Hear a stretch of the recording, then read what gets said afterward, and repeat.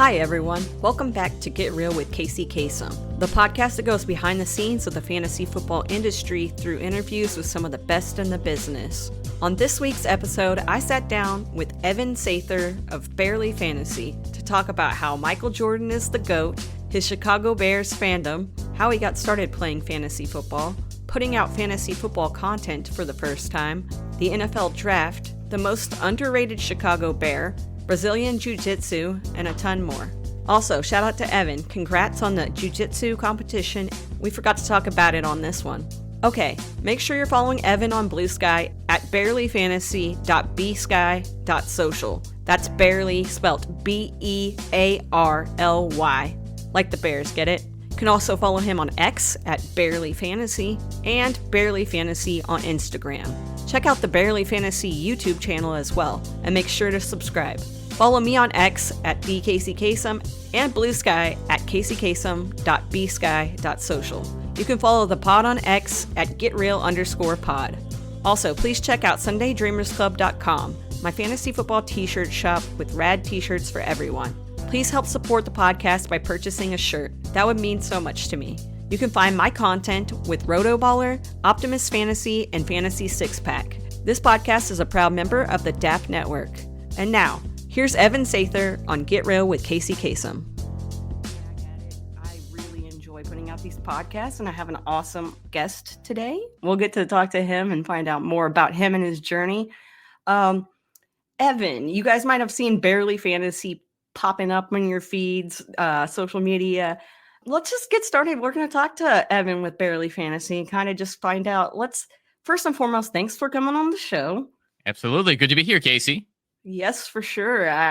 I'm very glad to get to know you. I don't know much about you, but I'm excited to get to know more, and I'm sure the listeners are as well. Yeah, we kind of just met in a way, haven't we? Yeah, basically. I mean, yeah, but you know what? That's awesome. I really enjoy getting to know people on the show. So thank you so much for coming on. And I'm sure everybody that's listening, if you don't know Evan, we'll get to know him more right now, starting at the beginning where we always do. We always talk about childhood, but sports, I know, played a big part of my childhood growing up. With you, how was your relationship with sports when you were growing up? I didn't super get into sports until about age 9. I very badly wanted my first driveway basketball hoop with my parents around that age. This was maybe 1995-ish. This was the beginning of the second three-peat with the Chicago Bulls. Growing up as a Chicago guy, you know, Michael Jordan's the greatest, and nobody is ever going to convince me otherwise, so don't even try. I mean, it's yeah, so that's how it got started. I was glad I got that when I was a kid, so that's what got me into basketball. Unfortunately, basketball was never something that had much of a happy ending for me, as I never made my official school teams for junior high, or even high school for that matter. So that's where it came about. I played in one 7th grade YMCA league. I still had the jersey for up until about 2018. I don't know if it's still present. It's very tattered, it's very worn, and yet ironically it still fits, but that's also because it was too big for me back then. Nice vintage. That's how to say vintage, but yeah.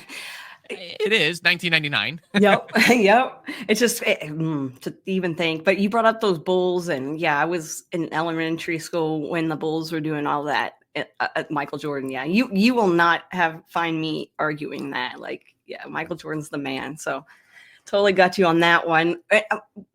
Bringing up Chicago, Barely Fantasy is the name of everything we will get into all of that fun stuff because it's not spelled the way you think it is. But the Bears, your experience with the Bears, when did you become such a fan? Were there specific moments you can think of that like stick out to you? Even it could be even more recent that stick out to you as like great moments for a Bears fan. Yeah, so I grew up with the Chicago Bears. I've had the Chicago Bears games on in my house, at relatives' houses. It's always just been in my life. I was born about 4 months before the Chicago Bears won their 1985 Super Bowl.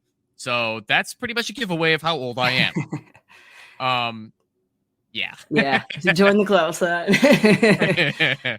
So there was that, and I am grateful that I got to see the next Bears Super Bowl appearance. In the Super Bowl used to be at the end of January back in 2006, right? It wasn't so much February or something like Right. that. And I'm trying to remember my dates these days, but I was grateful I got to see Rex Grossman help bring the Bears back to the Super Bowl.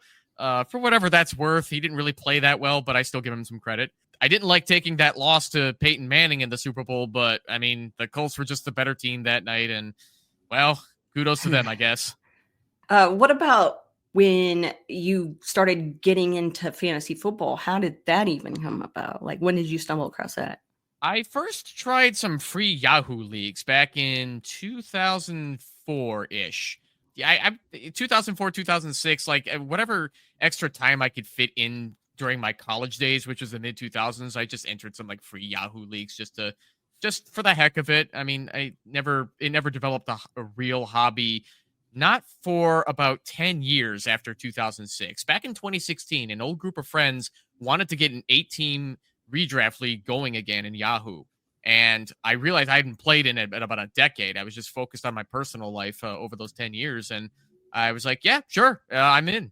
And I hadn't really been too closely paying attention to the rest of the league outside of the Chicago Bears. So I mean, I didn't go out of my way to draft all Bears players, but thanks to my Ohio State friends up here in Chicago, I was familiar with Ezekiel Elliott and his last year at Ohio State. So he was my number one overall pick. I took my chances on the rookie. Isn't it weird to think of the days when Zeke was actually elite?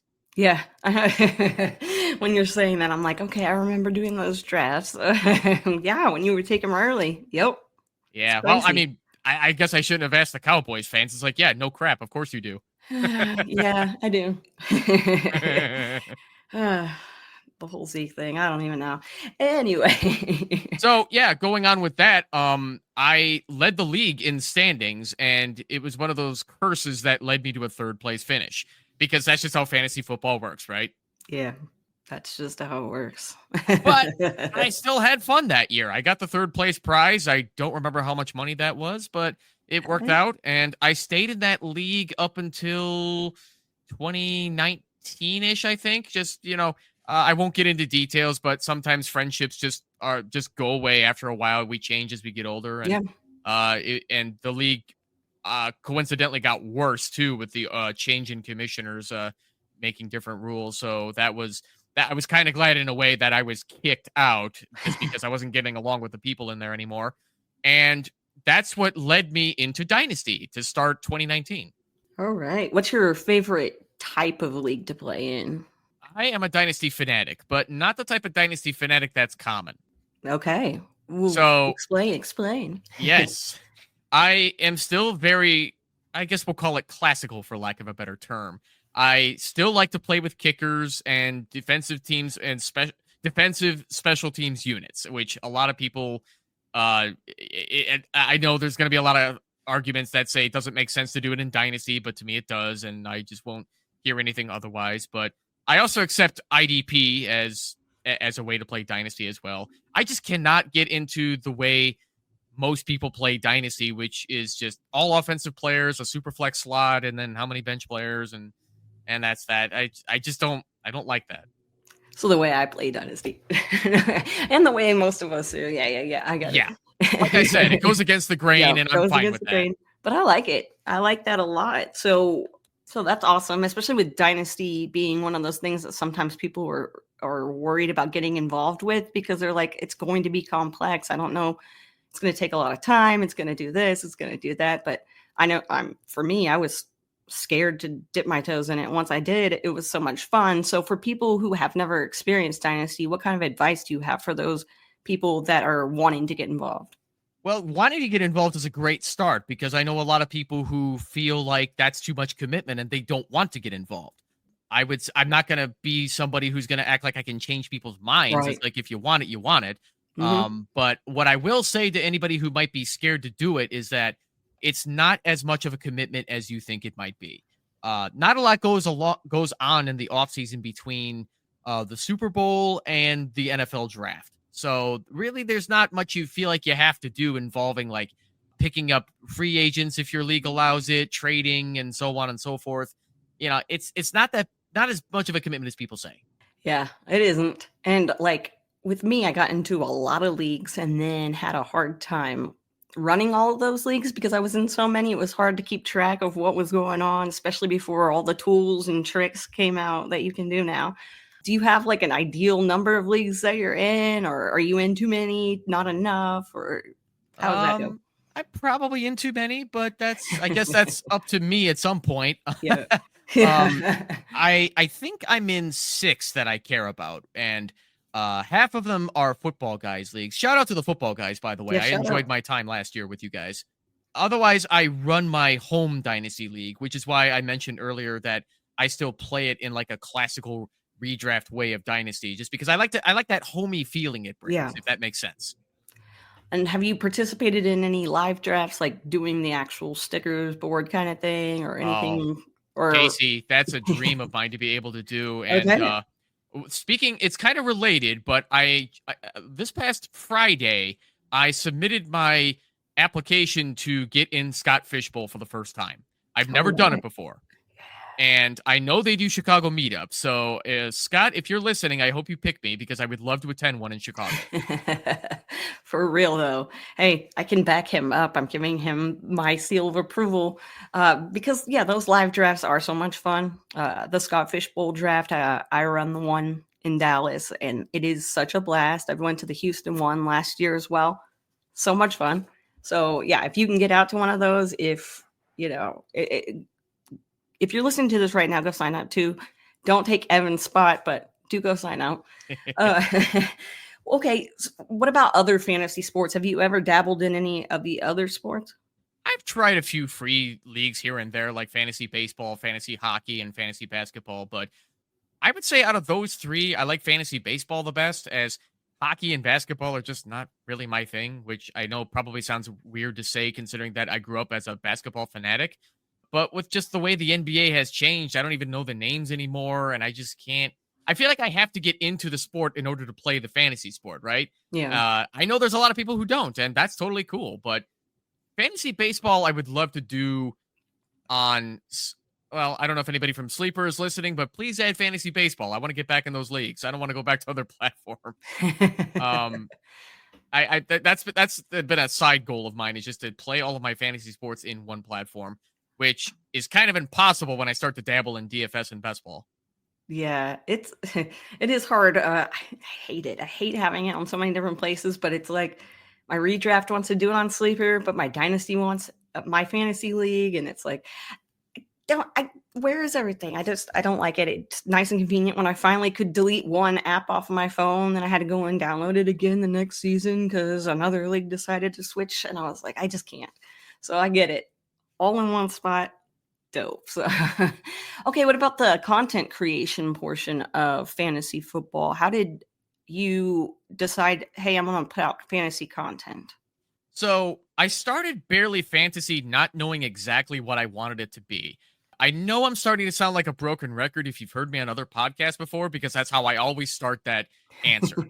And it's true. I didn't know. I didn't know if I wanted to be a guy that covers just the Chicago Bears. Do I want to try my hand in doing fantasy content, or in my case, I'm now doing both. So There you go. um I try to leave out the biases as much as I can. I do admit when I am biased about certain players, like, I mean, it's kind of nice to have a shiny new quarterback rookie in Caleb Williams. But aside from that, I just started it not knowing what I wanted it to be, looking at other NFL content creators that are out there. I don't know how many names I want to name in this episode, so we'll just leave it at that. But what came along eventually is that I got started on a small YouTube live stream DFS show that did DraftKings, and very amateur setup, very loose, very the guy who started it called it like a barbershop style of conversation. It was good to get me the experience that I needed, just to kind of get my name out there and to get comfortable with being an on-screen personality and whatnot.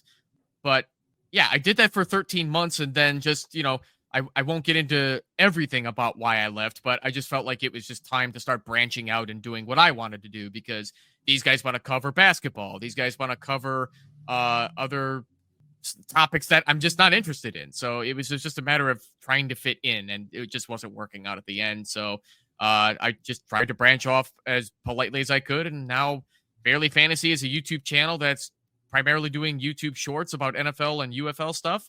And when I can get the time and energy to make longer form videos, I do it.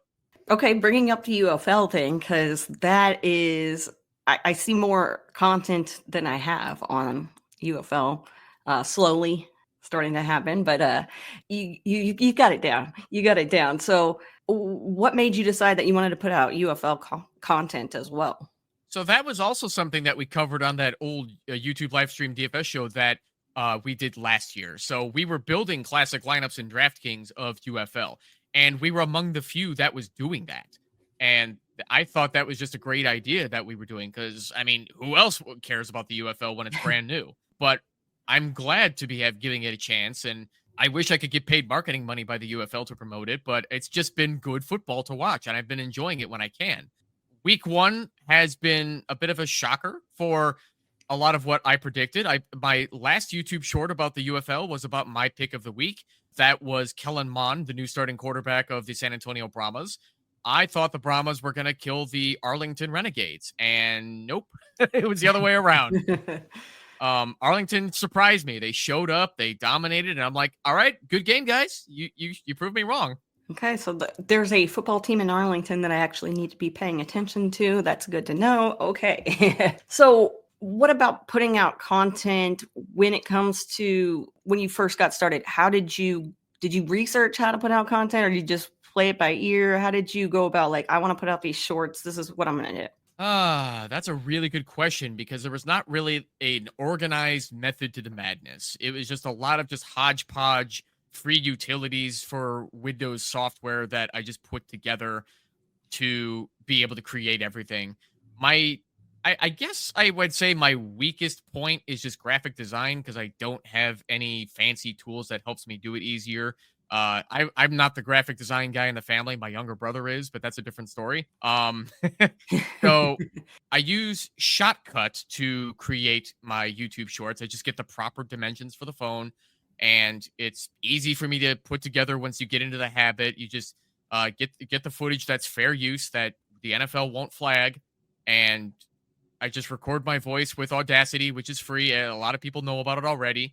And I love this Blue Yeti microphone that I got for just about $100. Boom. Blue Yeti microphone. Me too. Oh, yeah. Me too. There we go. And Audacity, I use that to edit. So very, very awesome. Those are somebody was asking me the other day what I use for all this stuff. And I'm like, okay. And now there you go. That's exactly what it is. So are you comfortable behind the microphone or in front of the camera? Is that something that you have to get used to, or have you always been able to, like, do that kind of stuff? I always felt like I could just turn it on when I need to turn it on. And don't get me wrong, I was nervous the very first episode that I appeared on this YouTube live stream DFS show that I used to be on. But what made it easier was that we didn't have our faces on the stream at the time, because 2 out of the 4 of us didn't have a camera that was active or anything that looked good. Not everybody had the proper setup in August of 2023, which was when I joined. So it was just audio only. We were just looking at a DraftKings screen for most of the episodes. And like I said, I always felt like I could turn it on when I need to. There would be some sporadic times where the host would just put me on while looking for something else in another tab, and I'm like, hi guys. So yeah, otherwise I always felt like I'm kind of a natural for it. It feels a little weird to say that about myself, but I'm not shy about it. No. What I was gonna say is that you have a really nice voice for listening to content. You have a really nice, a nice podcasting voice. So good job. Oh, thank you. Good job on that voice. But yeah. You know, it's funny that you mentioned that. Like, you're not the first person to tell me this, but I always grew up when I was younger. I never liked, maybe nobody likes the sound of their voice, but No. I was definitely one of them. No, you've got it. You got it. I don't like the sound of my voice either. That's what making editing That's what makes editing just not the greatest, because like then you have to listen to yourself and you're like, my gosh, it's Yeah, ridiculous. there's like certain moments where you feel like you sound stupid, but nobody else cares, right? Yeah. Like half this episode that I'm talking, I'm like, oh my gosh, what is happening? So I'm yeah, mumbling. When you first started putting out content, how did you feel? Like what was the feelings that were going on when you first dropped stuff? I wasn't exactly sure how to feel, to be honest, because I was new to the shorts game, and the very first short I put out was suggesting to people who play in redraft leagues to not stash Trey Benson, the rookie for the Arizona Cardinals, and primarily just because there was all the writing on the wall that said James Conner is still the guy in this backfield, and yeah, there were a lot of people in the comments that made arguments of, well, James Conner has never played a full season, so Trey Benson's a great stash to have. But when you have a handcuff running back like that, it's like, well, are you really going to count on those 3 points on your bench if he gets garbage time, or wouldn't you rather have a higher quality backup like a I don't know, like a Gus Edwards, you know? Yeah. That was one of a few arguments I made about that, and I'm coincidentally right about it, so I'll take it. But when takes go horribly wrong, yeah, it's not a good feeling, but you win some, you lose some. That's a part of being a fantasy analyst, right? Right, exactly. And it happens, and people will call you out on it, and you just roll with the punches and just keep going with it. So, how do you balance putting out the content and making sure that it's also like entertaining, that people get something from it, but are also enjoying what you're doing? Yeah, that's a great question too. I don't know if I have a firm, elaborate answer for that, but I just focus on putting out what I think I'd like to watch. And if that works, great. If not, then well, maybe I can work with it from there. But I also just don't want to be a person that's like, no, I'm gonna do it this way and you're gonna like it, because I mean the views and the subscribers, I try not to obsess about those, but they do speak volumes. And how do you go about getting your content out there so that people do get the content in their feeds and they do get their eyes and their ears on the content that you're putting out? Just I would say just getting the right hashtags, or just putting out the right players at the right time is how I like to get stuff out there. Like this past March has been perfect for a lot of these new free agent signings and trades. Brandon Cooks is one that blew up after a few days that I wasn't expecting. It started off at like maybe 100 some views, and now it's at over 600. The YouTube algorithm is completely unpredictable with these things, and you roll with it as a small time creator. I mean, right now I'm up to 81 subscribers, and I'm still grinding. I'm just working to get the name out there and see where else it takes me. I wouldn't say I have a firm path and where I want Barely Fantasy to go, but I'm just enjoying what I'm doing right now independently. Putting out the fantasy content, since people that are listening right now are big into obviously fantasy, you're not getting fantasy advice here. You're just going to hear about the creators. But when you put out the content, is there any player that you've put content out on that like hit and made you feel really awesome, or something that you can remember not hitting on that you were like, oh man, wish I got that right? I can tie those two together with one player. So back when Kareem Hunt first got re-signed by the Kansas City Chiefs after Pacheco broke his fibula, I think it was his fibula, I thought the Chiefs were going to continue rolling with a running back by committee, because they had a few guys they had at the time between Samaje Perine and Carson Steele. So they had a few guys they were rolling out there. And I saw that Kareem Hunt, well, he's kind of a shell of his former self. He's not efficient on the ground anymore. He doesn't catch a lot of passes anymore. So I thought the Chiefs were going to be rolling with a running back by committee, just because not all of them are exactly starter caliber. But I've discovered that Andy Reid can be unpredictable with the running backs. He gave him a bell cow role and just force-fed Kareem Hunt until it worked. And that was one that I had to take a huge L on. I thought it was going to be just this committee, and it just, yeah, I felt a little foolish about it, but it's like what I was saying earlier. You take a few L's here and there. It happens. Right. And the second part to that was I saw on Instagram that Pacheco was back on the treadmill when his fibula was healing up. So I made sure to suggest to people, sell Kareem Hunt high while you can, because when Pacheco comes back, he's taking back a lot of those carries he used to get. And sure enough, that was a split backfield that they had for the rest of the season. What about content ideas and coming up with those ideas? How do you brainstorm what you're going to put out? So I prioritize those based on names that I feel are big enough to be worth talking about. So if we're talking about, like, I guess I have to think of that example. I guess we'll just throw out Alan Lazard, for example. Like, if Alan Lazard chooses to go somewhere else outside of the Jets, I'm not going to give it a second look, because it's like, first of all, no one cares. Yeah. There's not a lot of people who are going to be counting on Alan Lazard anymore for fantasy value. So I try to be picky about who I choose to cover. And I'll give you a lower name that isn't as popular anymore, Elijah Mitchell. He had a great burst as the lead running back for the San Francisco 49ers before they traded for Christian McCaffrey. And I was thinking a lot of people might have forgotten about his name after a while, but now that he's signed with the Chiefs, I'm like, okay, the Chiefs don't exactly have a strong lead running back right now, and Mitchell could be worth an ad. Let's cover him. And it's got almost 1,000 views as we're talking right now. Dope. Have you found putting out content has changed how you play fantasy football? Because I know with me, like when I do research and stuff, sometimes it changes my ideas and kind of makes me think, oh, why do I like this guy so much? There's not really much to like. So how about you? I try to practice what I preach. That's for sure. I don't think my home league knows that I have the channel. So it's just one of those things where I like I said, I try to practice what I preach, but at the same time, I kind of feel like I'm giving away my strategy in some ways. But, fantasy football doesn't exactly have a lot of hidden secrets or whatever. It's just the trends are the trends. And, there's players that you're going to buy high on or buy low on and so on and so forth. There's not a lot of secrets to it.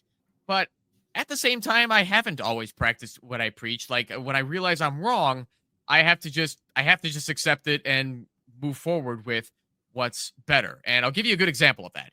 I bought too high on Sean Tucker. I thought he was going to be taking the lion's share of that backfield when they drafted Bucky Irving and Rashad White is losing carries and so on and so forth. I had to take an L on that one too. Yeah. See, another one. It happens. There's so many L's there's the W's too, but you always just kind of focus on the L's and you're like, man, I really wish. And I always wish it would have just worked out, it would have been nice for the player, would have been nice for me, would have just been positive all around. What are you going to do? So but pertaining to those L's, I want to add one more thing. Yeah. I don't feel bad about it. There you go. I think it's important that, just because you're wrong about something doesn't mean it's like, oh, I got this wrong. I guess I have to just stop making stuff now. And, because if that's your attitude, then you're never going to be happy with doing anything. Right. Yeah. So that's just the focus, the attitude I tried to keep when running Barely Fantasy, because, just because you don't get one thing right doesn't mean you're never going to get anything right ever again. Right. Exactly. And if you try to hit on like 80% right or higher or whatever your percentage might be, I don't keep track of this stuff, but as long as people think you're giving good advice most of the time, that's all that counts to me. Yeah. Because when I am just a consumer of content and I'm listening to podcasts and I see that somebody maybe didn't hit on something, quote unquote, hit on something, but the process was there, or however they explain what they were getting at made sense to me. It just didn't work out that way. Sometimes things happen. We all know fantasy football is just, some of it just a little crazy. It gets a little crazy. You get the injuries, you get the guys getting benched, and it's there's that debate. Is it luck or is it skill? But yeah, well, I could talk to you all day about that, but I think I'll spare you that, because that's going to make the episode too long. I'll give you one more example. Isaac Arendo. He was my pick to be the league winner this year overall in common redraft leagues. That was until he had I think it was a hamstring injury that he had in week 15. But he was looking really good, and I figured he's going to get the lion's share and get I'm not going to say he's as good as McCaffrey, but he was getting the lion's share and proving that he flourishes in Kyle Shanahan's system. What about the fantasy football community? You brought up the Scott Fish Bowl earlier and about how you signed up for that. For people that don't know what that is, go check it out, sign up, good stuff. There's already 126 episodes where I've probably praised Scott Fish Bowl enough, so let's... Hey everyone, Casey Kasem here. I want to take a moment to tell you about Sunday Dreamers Club, my fantasy football inspired t-shirt store. If you're looking for unique, stylish, and comfortable apparel that showcases your love for fantasy football, look no further than sundaydreamersclub.com. Whether you're gearing up for the next big game, hosting a draft party, or just want to sport some awesome gear, Sunday Dreamers Club has got you covered. With a variety of designs and styles to choose from, there's something for every fantasy football fan out there. Your support means the world to me, and there are so many ways you can help me grow this new small business. Grab a shirt or two for yourself or as a gift for your fantasy football league mates, or you can spread the word to your friends and family. Every bit helps, and I truly appreciate your support. Thanks for listening, and now let's get back to the show. But the community and like you said, we just kind of started getting to know each other. Like we haven't really talked too much. Blue Sky has been a thing where I found a bunch of people that I really didn't talk to as much on the other platform that I was using. So finding a community like that, I know you had been part of it before even putting out content, just being a part of fantasy football community. How has that community been a part of your life, and what has it been like to see all these people that are so excited about the same kind of thing that you are? Blue Sky has been a total game changer for getting Barely Fantasy out there as well, where before November, I still thought it was an invite-only platform run by Jack Dorsey. I didn't know that he's gone from the project now and that anybody can still sign up. Shout out Lou Brunson. You're the one who got me on Blue Sky back in November, just before Thanksgiving. And I was just getting a bunch of followers just throughout that Sunday that I signed up. I think it was like November 15th or something. Don't quote me on that. But I'm starting to get on like starter packs, and I'm not on a ton of lists, but Bears starter packs for Bears fans, starter packs for fantasy creators. Like it's been helpful getting the followership and just people knowing about what type of shorts I'm making, videos I'm making.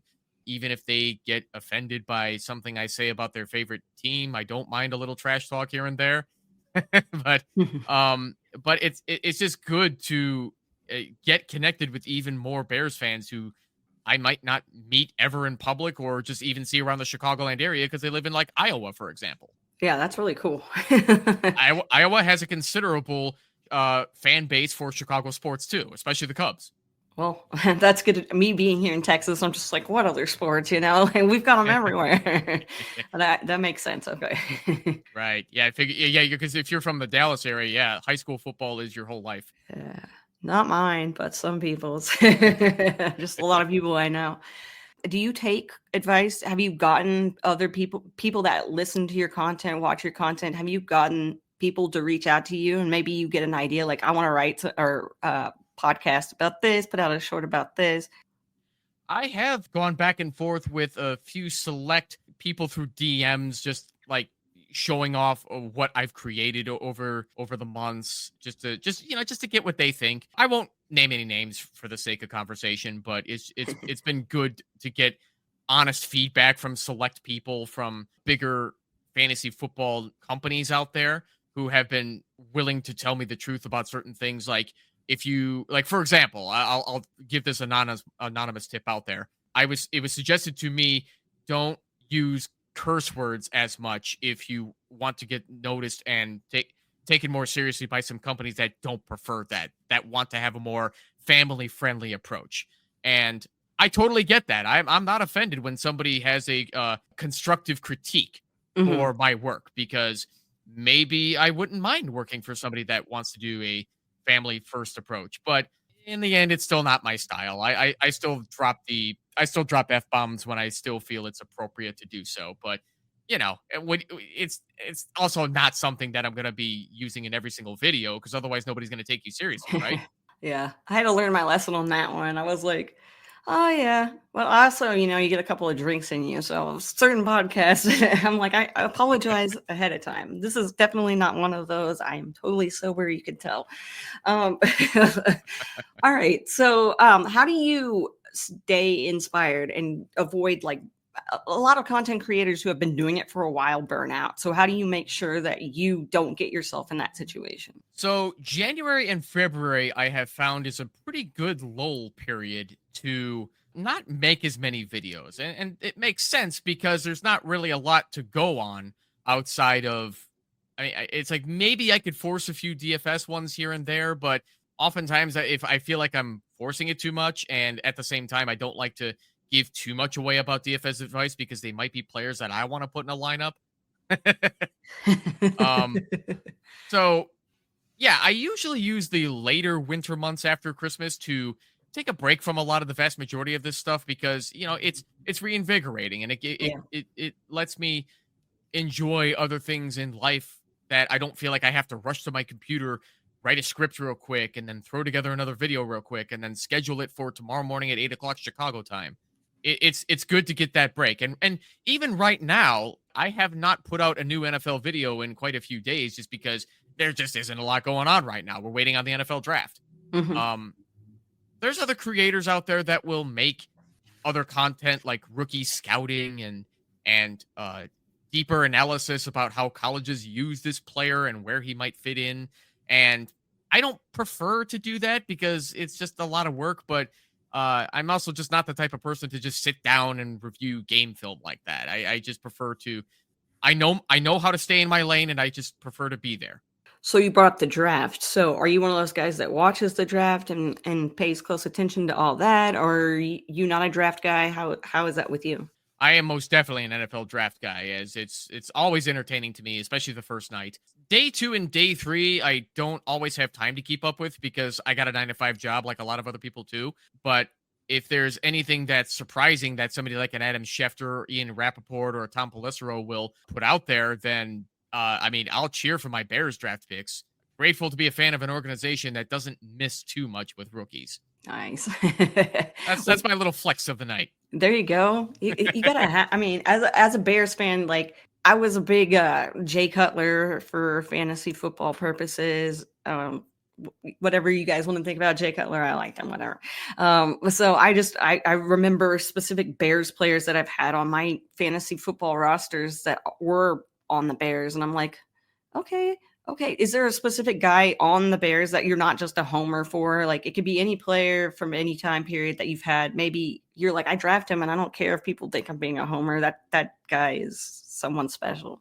Unfortunately, a lot of Bears players don't fall my way in a lot of leagues because I play with a lot of Chicago area guys and they like to reach on the Bears players. So I don't tend to get the draft as many as I'd like. But the one guy I know that I've been pushing for in my recommended dynasty stashes is Romo Dunzi. And I think with a lot of people who don't follow the Bears as much, they'll see that he didn't finish as well as the 9th overall pick in last year's draft should have finished. And now that Keenan Allen is gone, I just think he's a fantastic buy low if you can get him low. That's good to know. I have him on a few of my dynasty rosters, and I've just been holding him, and I'm like, all right. So it's good to hear it from a Bears fan. I know we said earlier when this is not going to be an advice show, but I don't mind putting out a little teasers here and there. Yeah, there you go. It's probably going to be relevant no matter when you're listening to this. I had good things from that kid. So let's talk about free time. I'm sure you have things that you enjoy doing in your free time. What are some of those things that you are out there doing? Yeah, so when I'm not doing my 9 to 5 job, I've had a few things that I like to do past and present. I was a distance runner for about 20 years, a competitive guy. I mentioned at the beginning of the show that basketball wasn't really working out for me. I wasn't making the team in middle school and high school, and I joined my middle school cross country team and I was in 8th grade. And I figured out that I had a gift for it and it was working out really well. How I was encouraged to join in the first place was that I was always good at doing the mile in gym. And I had one guy who had done cross country before, tell me something like, "Hey man, you should go out for cross country. That's really good." And I just decided 8th grade, all right, I'm gonna try this 8th grade, see how I like it. My team ended up going on to winning the boys state championship in 1999. So I was lucky to be a part of that boys cross country team. And I took that momentum into high school. Like a lot of our guys from my team did go on to the private Catholic high school I went to. And we had some tougher competition at the high school level, being that it's not as limited as the middle school level. So we had our work cut out for us. We didn't quite make it as a team, but at least one of our guys did go to state junior and senior year. I was a college cross country runner for 3 years. The program was a bit of a mess to say the least. So I ended up quitting my senior year and I got busy with grad school for a couple years. I got back into running sometime around 2011 ish when I started getting back into just road races, your local 5K. And that was the beginning of my mid to late 20s where I got busy with my career and I was starting to get into more 5Ks, 10Ks, and then next thing I know, half marathon and marathon. So that was me up until about age 33 when I walked away from it finally. Pun somewhat intended. No, I do love that. I do love that dad joke there. Very nice. Yeah, I got plenty more where that came from. I'll try not to turn off the listeners with dad jokes, but anyway, so I fell out of love with the process. That's ultimately what led me to walk away from being a distance runner that trains competitively. I fell out of love with the process. It just sort of organically wore off on me. I just felt like it was a lot of work for very little reward. I used to be a 2:49 marathon runner and what's my half marathon PR? 1 hour 16 minutes for the half marathon. So that's what I was working with in my early 30s. You long distance runners, I am I just can't. I was listening to your story and thinking, well, it's kind of like me, except for you sound a lot better at what you were doing than what I was doing. But I ran track, and it was because I wasn't good at basketball, and they were like, you're fast, so maybe you should try out for track. So I sprinted, and so that's how that happened and everything. So you guys running, I did cross country my senior year of high school because I didn't play basketball, and I was like, nope. It was fun, but nope. I know there's a lot of those programs that want their sprinters to do cross country too for a variety of reasons, and it's never a good time, is it? No, I'm like, man, I do the 200 and that is long distance for me. You're making me run like, no.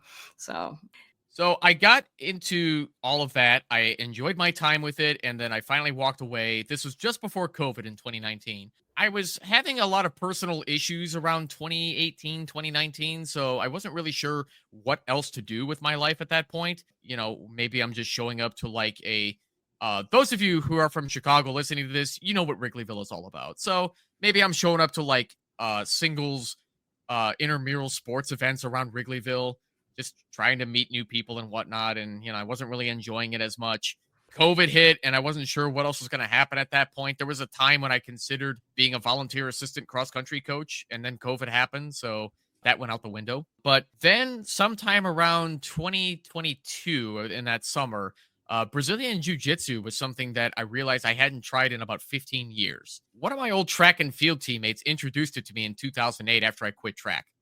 And I was doing it maybe just once a week. I don't remember what belt he was, but I realized that the grappling part was kind of fun, but I just forgot all about it because I graduated from college and I just got busy with grad school, and my original hometown doesn't have any Brazilian jiu-jitsu places. So that's what explains the lack of exposure. There's just nowhere to go do it. So I didn't know how cool it was. And I finally started doing it in February of 2023 once I broke out of my little bout of depression, which, I mean, I won't get into too many details on that, but I kind of had to force myself to do that because I'm like, all right, Evan, you can't just go to the gym and lift. You have to do something else in addition to that. So I told myself that that's what I wanted to do. And Brazilian Jiu-Jitsu is the one activity I've done in my life that I'm not naturally gifted at, but I stayed persistent with it because with pretty much all martial arts, that's how you get better at it, is for the persistence at the training. Whether you're naturally gifted at it or not is irrelevant. It's just, are you enjoying the process along the way? And that's pretty much most martial arts. It's a lifelong process. Black belt is not a means to the end. The black belt is only the beginning. I just wanted to put that part out there at random just so that it's kind of emphasizes what that lifelong journey means, where even if you earn a black belt, you're not finished. You're not done with it forever. You're still trying to perfect your craft. That's awesome. Like, I've never even, my experience with martial arts, like I used to drop a kid off for whatever class he took. I don't even know. See, so it's cool to hear people talk about their hobbies, their passions that they enjoy doing that. Yeah. I have no experience with at all. Before I got into basketball as a kid, I was doing local YMCA karate lessons with my father and my brother. I did it for about ages 8 through 10. So we're talking like early 90s at this point. Maybe 10-ish years or so after the Karate Kid came out. So karate still had a bit of a momentum, but I didn't love it. And basketball was by the time, by the time I turned 9, I started drifting more and more towards that. So eventually I quit karate at age 10. I never had the drive to take it back. So ironically, by the time I hit age 37, that's when I started getting into Brazilian Jiu-Jitsu. And I definitely enjoy grappling a lot better. I have nothing against striking. It's just something that I fell in love with, and it made me wish that I had been a wrestler when I was in middle school and high school. Is there anything that you wish now that you could do that maybe either is never going to happen? I'm not good. I'm never going to be able to dunk a basketball. I wish I could. Is there anything that you wish you could do now that maybe you just can't? That I pretty much named it. That's about my only regret in life, that I don't lose sleep at night over it or anything like that. It's just something that I retrospectively wish I had done that I didn't even know I wanted to do back when I had the capability to do it. And I don't even know if the results would have been as positive too, just because, I was totally different as a kid compared to right now, with trying to, trying new things and keeping a good attitude. And like, if I had done jujitsu and gotten more into it than just having an old teammate teaching it once a week or whatever, and it very informal. Like, if I was doing it formally in my 20s, I feel like I wouldn't have given it a fair chance. I would have quit too soon because I'm like, well, I'm not naturally good at it, and I should probably do something else. I should take the hints. Maybe I'm just not. No, that's not how that works, though. That you can't just give up like that just because you don't feel like you're naturally good at it. Some people have to work at certain things harder than others. Yeah.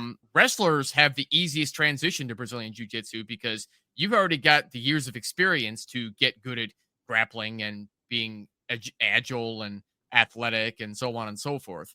And I'm fine with that because, you don't have to be the most agile athletic guy to get good at jiu-jitsu. You just have to know where to put your body and body parts and getting the right angles for yourself so that you don't lose. So you talked about how you watch the NFL draft, and you are that guy. You are an NFL draft guy. And I've asked people on the show before, do you watch football? And I've gotten every now and then people say, no, like I can't do it. I can't I can watch parts of games. I can't do it. Are you a Bears only guy? Do you watch other games? How is watching football with you? Other games typically go in the background if I'm doing something. Like if I'm writing up like a script for another YouTube video I'm going to make for Barely Fantasy, or just whatever other side projects I have that are fantasy related that may not be Barely Fantasy related, sure, that might be something that stays on in the background. But for Bears games is where I give the most attention. And I wouldn't say I'm a fan of other teams. I guess if I had to pick an AFC team these days, it'd be the Bills. Do you watch players that you have on your fantasy teams, and are you one of those like score watchers where you're like looking and you're making, you're seeing the points go up and down? Are you one of those guys, or do you pay attention to fantasy when you're watching football? Way more than I'd like to admit. Okay. It's hard not to, because Yeah. you're just staring at your phone if you're out at like a sports bar for lunch or something like that, and you're just staring at your phone and you're just looking at your players like, come on, do something.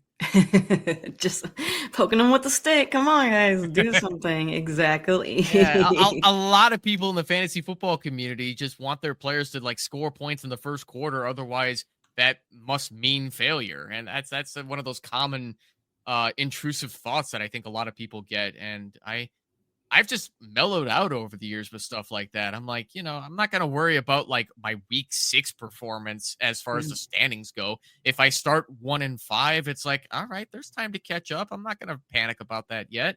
Sometimes it's hard. Sometimes it's hard to not. My sister, she might be listening, and she's gonna be like, "Why did you talk about me?" But yeah, she's big on like the first week. Okay, I'm already out. I'm already done. I'm already gonna lose. This entire season's over after the first week. And I'm like, no, you can't look at it like that. She's getting better. That's been another thing too that's done pretty well with YouTube content that I've made over the years, where not over the years, over the months, that I'd say stuff like, don't overreact to week 1. Don't panic sell Christian McCaffrey. Don't panic sell Travis Kelce and Mark Andrews. Nobody knew what was going to happen with Christian McCaffrey, but I wanted to just keep reminding people, no, he's not out for the season yet. Don't panic about him yet. He's scheduled to come back at some point.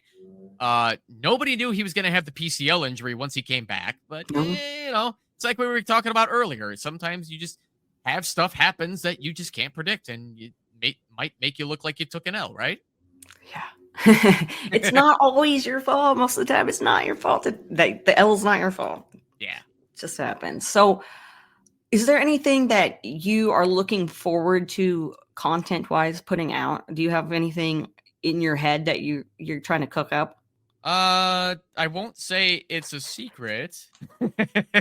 Shh. But not right now. I don't have anything pending. That's what I'm looking forward to right now. If you had asked me about it 2 weeks ago, I would have said just the UFL stuff because Yeah.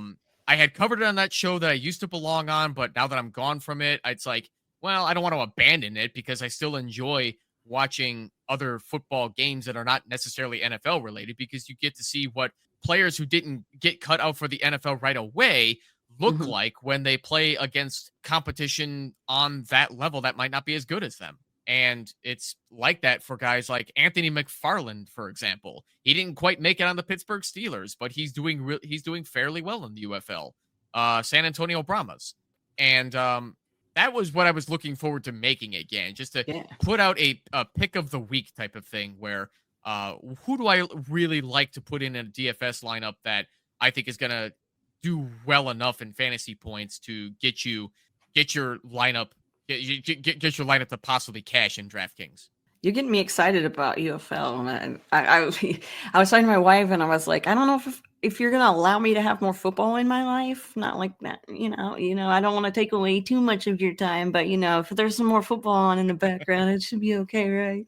It's for my job. No, but you were listing off some players earlier, naming some of the players, and I'm like, wow, I might still have that guy in Dynasty. I might still have that guy in Dynasty. So, is there anybody that you've been noticing that you're like, wow, that dude is actually like he's looking really good in the UFL that like just kind of keep him on your radar for what the future might hold? I really like Jonathan Sailors. He's the running back for the St. Louis Battlehawks.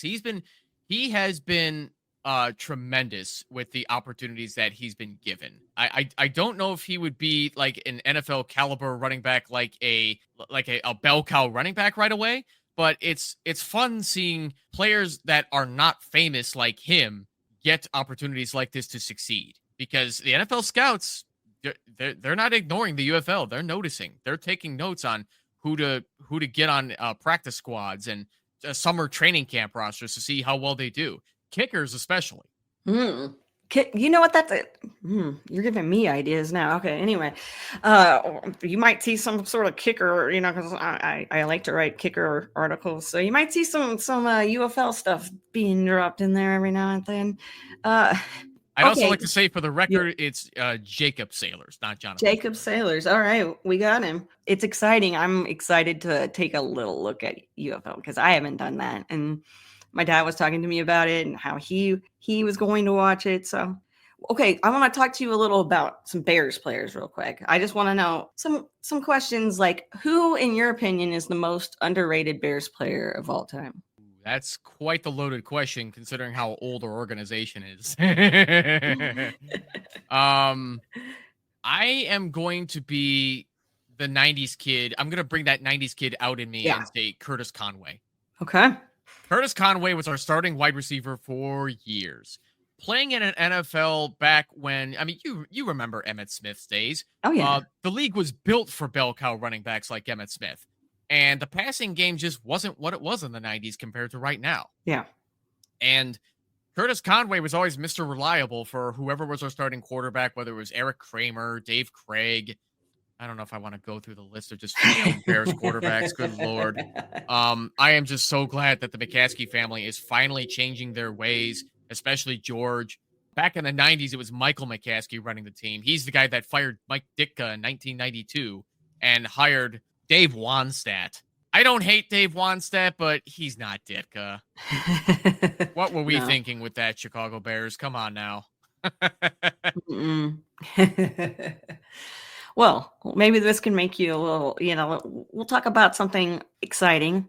Who you would have dinner with from the Chicago Bears, whether alive, dead, past, present, whatever. Who's that guy that you'd want to sit down with and have a conversation with and eat a meal with? See, you're giving me another great loaded question because of the age of our franchise and just how many elite players have been Mm-hmm. through with us. Man, and I got to pick one too. Mm-hmm. I mean, Uh, he can bring a friend. He can bring a friend if he needs to, and you know. yeah, I think. Yeah, I think I gotta go with sweetness. I think I gotta go with Walter Payton. Like, how are you gonna say no to Walter Payton, right?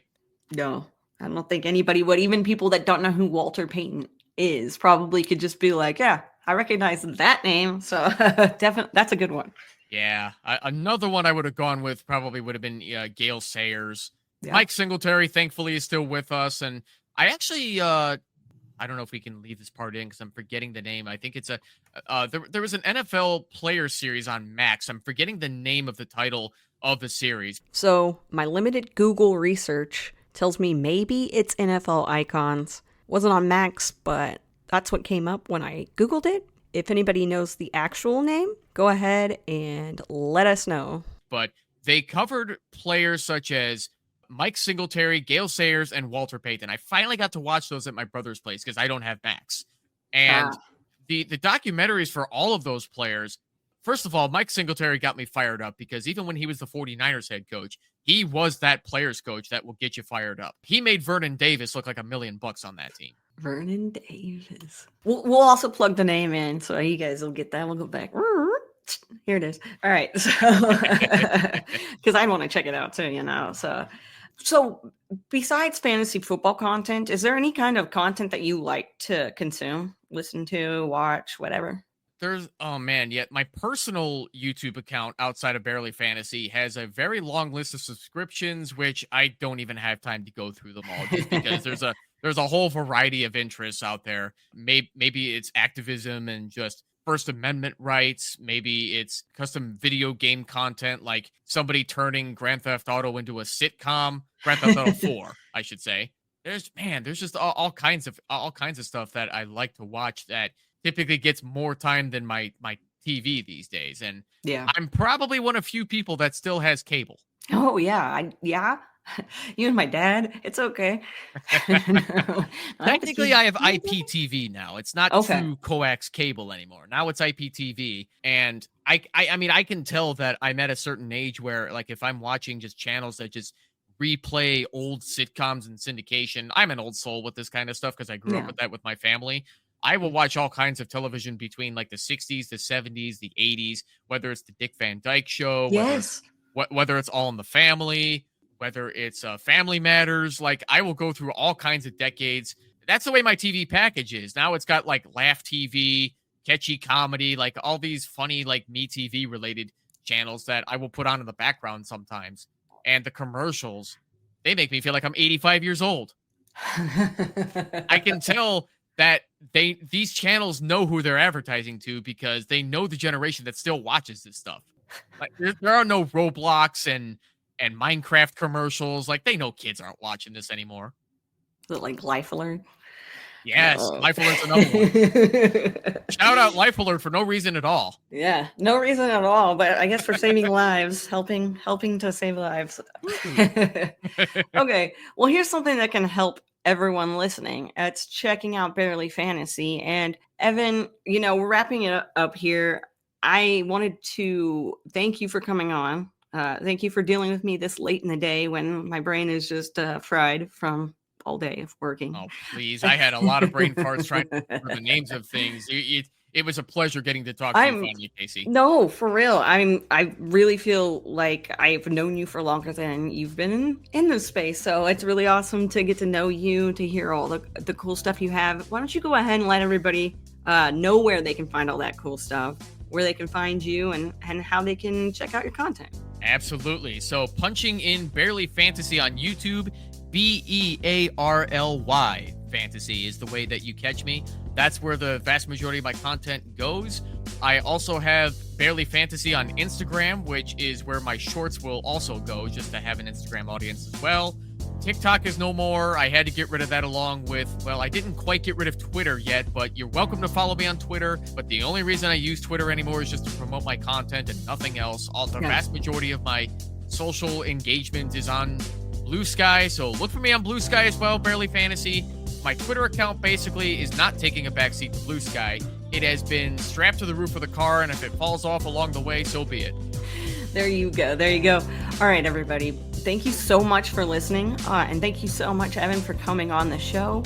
Everyone, I appreciate everything that you do. When you promote this, when you listen, when you tell my dad that you listened, everything's great. When you spread the word. But thank you so much for listening. Make sure to come back next week for another episode of Get Real with Casey Kasem. And remember to stay rad.